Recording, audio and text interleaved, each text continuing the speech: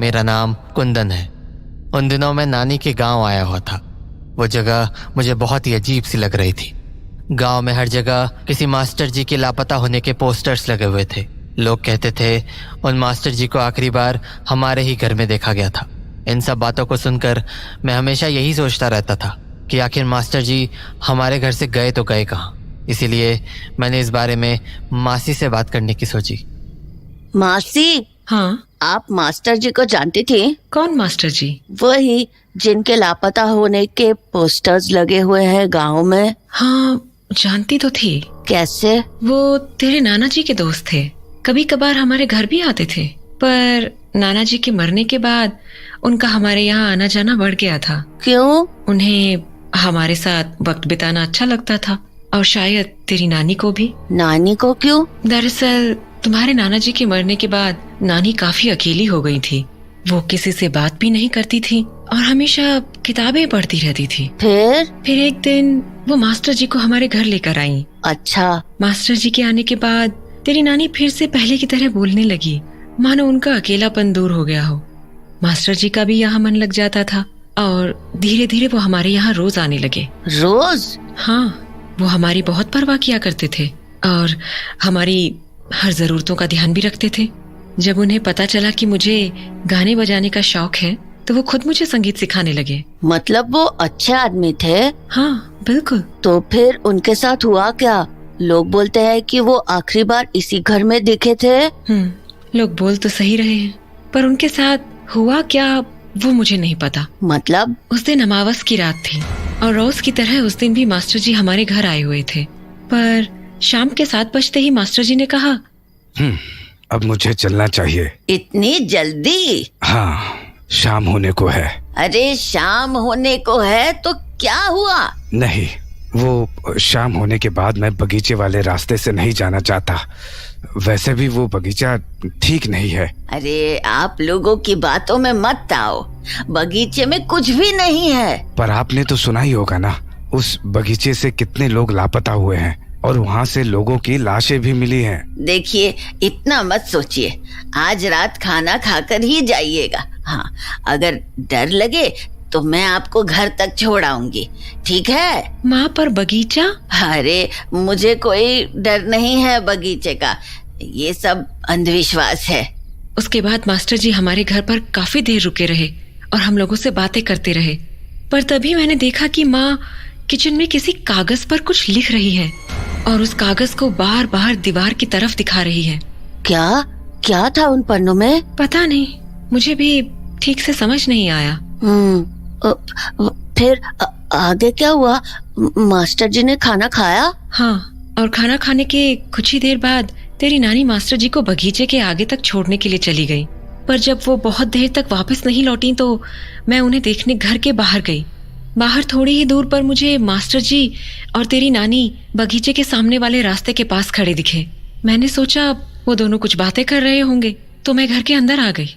बस उस दिन के बाद मैंने मास्टर जी को कभी नहीं देखा। तो क्या वो भी उस बगीचे में लापता हो गए? पता नहीं, अगर बगीचे में कुछ हुआ होता तो तेरी नानी मुझे जरूर कुछ बताती, पर उन्होंने कुछ भी नहीं कहा।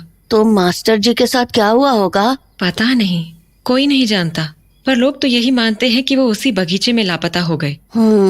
मासी, बगीचे में चलकर देखे क्या? क्या पागल हो गए हो क्या?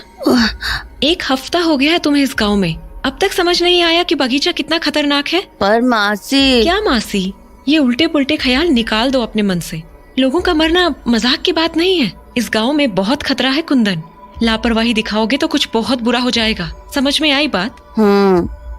बगीचे वाली बात मासी ने उसी वक्त खत्म कर दी। पर अगले दिन जब मासी काम से लौटी। मासी, आप आज जल्दी आ गई?